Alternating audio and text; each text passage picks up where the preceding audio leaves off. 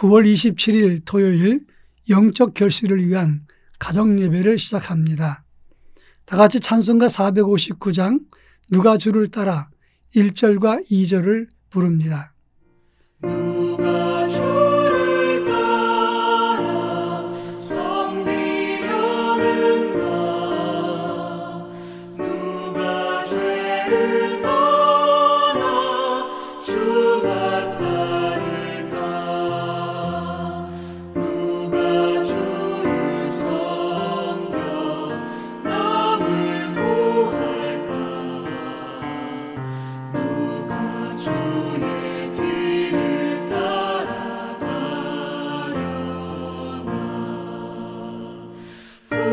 부르심을 받아 주의 은혜로 주를 따라가네 주만 따르네 세상 영광 위에 나름 아니요 크신 사랑이네 주만 따르고 주가 내려주신 은혜 힘입어 주의 뒤를 따라 힘써 일하네 부르심을 받아 주의 은혜로 주를 따라가네 주만 따르네. 이 시간 우리에게 주시는 하나님 말씀은 신약성경 누가복음 9장 46절로 48절 말씀입니다. 제가 하나님 말씀을 봉독합니다. 제자 중에 누가 크냐 하는 변론이 일어나니 예수께서 그 마음에 변론하는 것을 아시고 어린아이 하나를 데려다가 자기 곁에 세우시고 그들에게 이르시되 누구든지 내 이름으로 이런 어린아이를 영접하면 곧 나를 영접하며 또 누구든지 나를 영접하면 곧 나를 보내신 이를 영접함이라. 너희 모든 사람 중에 가장 작은 그가 큰 자니라. 아멘. 이규태 씨가 쓴 한국인들의 의식구조라는 책에 보면 우리나라 사람들은 두세 사람만 모여도 서열을 정한다고 하는 겁니다. 먼저 비슷한 나이들끼리 만났을 때 몇 년생이냐 묻습니다. 그러다가 같은 년이면 몇 월이라고 묻습니다. 그것도 달수가 같으면 며칠 몇 시까지 따져서 결국은 서열을 정한다는 것입니다.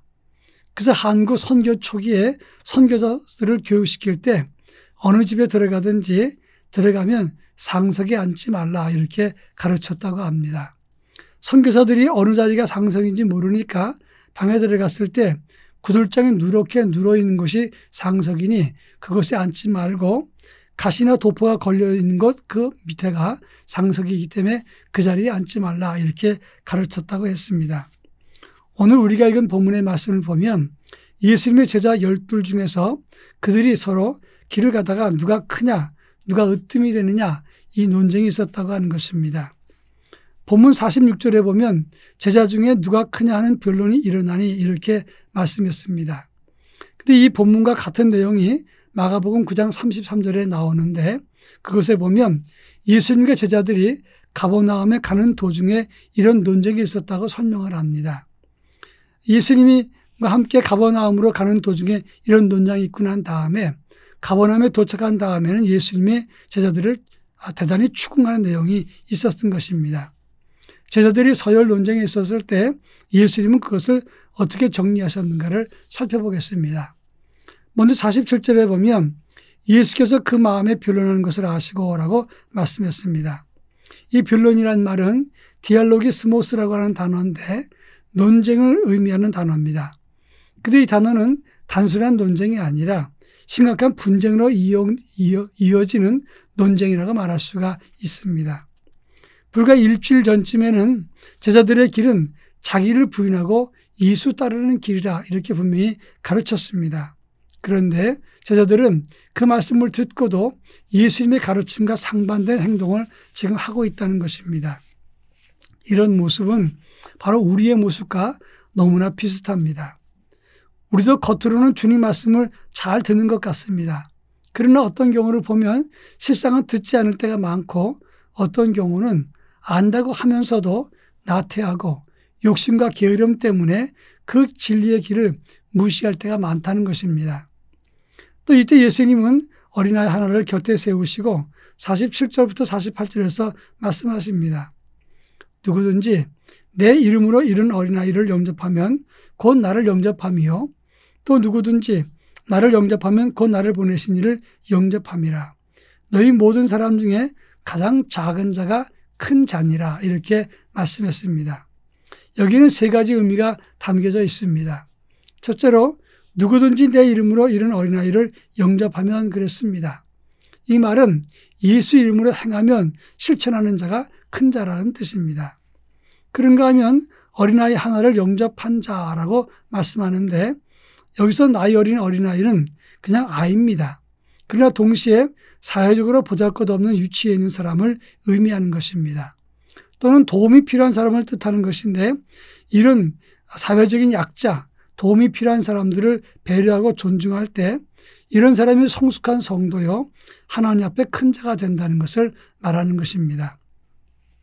그러면서 마지막으로 이들을 영접하고 존중하는 것은 예수님을 존중하는 것이고 나 보내신 이를 영접함이라. 한마디로 말하면 하나님께 영광을 돌리는 것이다. 그런 말입니다. 가난하고 약한 사람을 영접하는 것은 예수님을 영접하는 것이고 이것은 하나님을 영접하는 것 같이 하나님 뜻을 이어가는 것이다. 이런 말씀이 되는 것입니다. 이렇게 스스로 겸손하게 자기를 내려놓고 예수님의 가르침을 실천하는 사람, 그러면서도 작은 자, 약한 사람들을 돌보고 스스로 작은 자가 된 사람이 실제로는 큰 사람이라고 말하고 있는 것입니다. 이런 사람이 하나님이 인정하시는 바람직한 믿음의 사람이고 하늘에서 큰 자의 모습인 것입니다. 세상은 있는 것으로 서열을 정하지만 우리 신앙은 믿음으로 세워진다고 하는 것입니다. 실천적인 믿음을 통해서 약자를 돌보고 주님 마음에 합한 자가 되어 하늘에서 큰 자가 되기를 주의 이름으로 부탁드립니다.